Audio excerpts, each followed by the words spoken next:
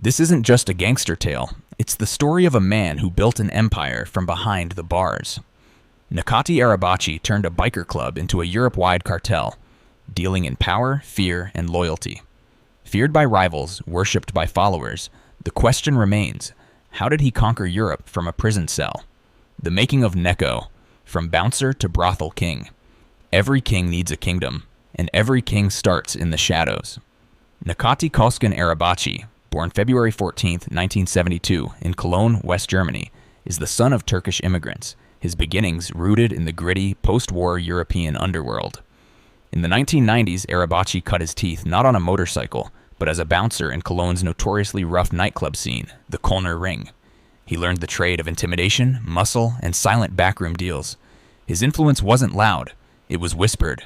But power attracts enemies, and true power is revealed not in the rise, but in the fall.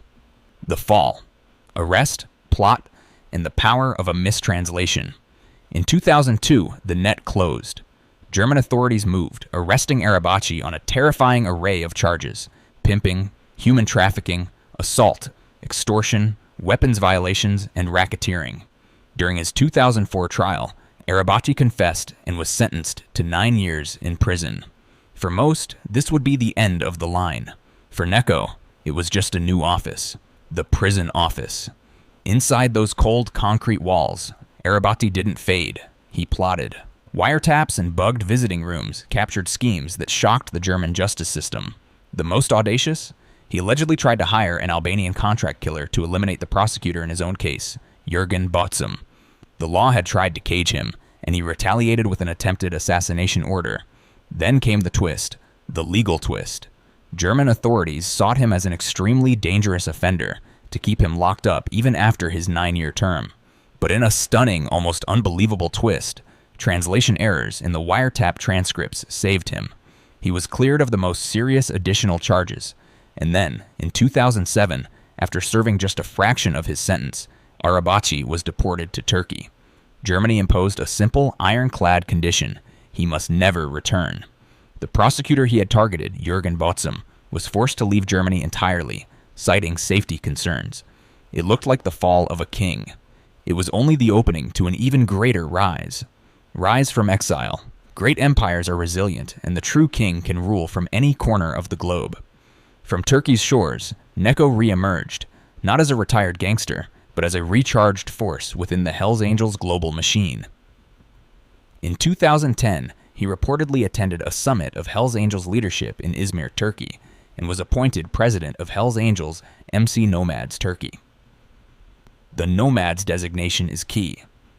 It means his chapter isn't tied to a specific territory, allowing a flexible cross-border operation. And by 2013, after the arrest of the Hells Angels' previous European strongman, Frank Hanebuth, in Spain, Arabaci's name was prominently floated as a possible successor, poised to take the mantle as Europe's head of the club.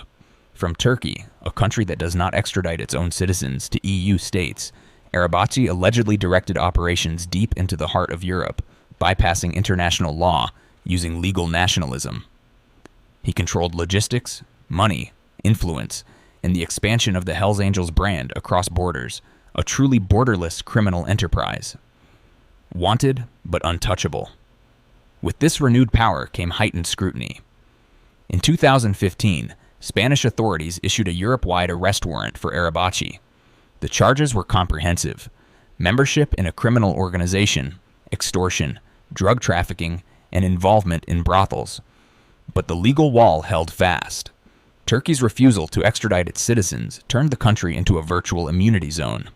Though there have been multiple arrests, in 2018 and again in July 2020 in Izmir Sezme, each time he was quickly released. The Turkish justice system repeatedly cited a lack of evidence or legal barriers, essentially neutralizing the European warrants. This wasn't a man hiding in the shadows. This was a man flaunting his exemption. As of late 2024, Arabaci was spotted across Europe, including the opulent streets of Monaco.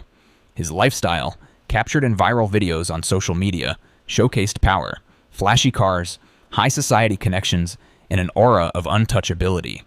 He moves with a visible security detail and uses platforms like TikTok to actively market his persona, turning his fugitive status into a brand of defiance.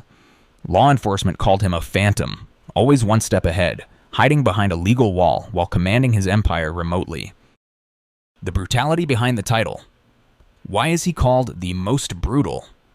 Because Arabaci's reign is defined by violence, exploitation, and ruthless control. Assassination plots. The attempt to execute a state prosecutor from behind bars remains the most chilling evidence of his mentality. He views the justice system not as an authority, but as an enemy to be neutralized. Human trafficking cartel. He isn't just a pimp. He's tied to a massive red light and human trafficking network, exploiting hundreds of vulnerable women for vast global profits. He is a modern slave trader with a biker patch. Rocker wars. His expansion wasn't peaceful. His ascent created severe internal conflict within the Hells Angels. Tensions between the Turkish charters under Arabaci and traditional German chapters erupted into open brother wars, involving violent confrontations, territorial raids, and declarations of open conflict. Global drug ambition. He has been linked to the international trade of heroin and other narcotics, as well as sophisticated cross-border money laundering, moving him from a local racketeer to a global cartel player. He's not just a biker boss. He's a cartel leader who wears colors. The latest twist, a temporary grip on the untouchable. After years of defying warrants and escaping extradition, an event occurred that surprised the entire European underworld. The unthinkable capture in early October 2025, the untouchable was finally touched. On October 5th, 2025, Necati Arabaci was reportedly arrested at Izmir's Adnan Menderes airport upon returning from Serbia. He was detained by the Turkish Organized Crime Police. This was not an extradition effort for an old EU warrant. This was a move by the very nation that had protected him. Observers call this a stunning escalation. For the first time in years, the King of Exile is physically in custody, detained by his own legal shield. Will the Turkish state, perhaps in a new push against organized crime, finally subject him to meaningful legal scrutiny? Will the European warrants, and the new ones that will surely follow, finally have leverage? Or will his vast network, legal team, and political connections once again weave a loophole, allowing him to vanish back into the shadows? These questions loop all around. So what is the legacy of Necati Neco Arabaci? The claim of most brutal is a statement of power. Here is what we know to be true. He weaponized the Hells Angels brand to build a vast European crime empire. He retains command even when on the run or in custody. He survived imprisonment, attempted deportation, and multiple extradition attempts. He inspired dread, not just in rival gangs, but in state prosecutors. He is the prototype of the modern, stateless, social media-savvy gangster who uses legal loopholes and international boundaries as his greatest weapons. Necati Neco Arabaci, from a two-bit bouncer to the most feared biker crime lord in Europe. He plotted murders from prison, expanded his empire from exile, defied governments, and now, in 2025, he is back in custody. Will 2025 mark his final chapter?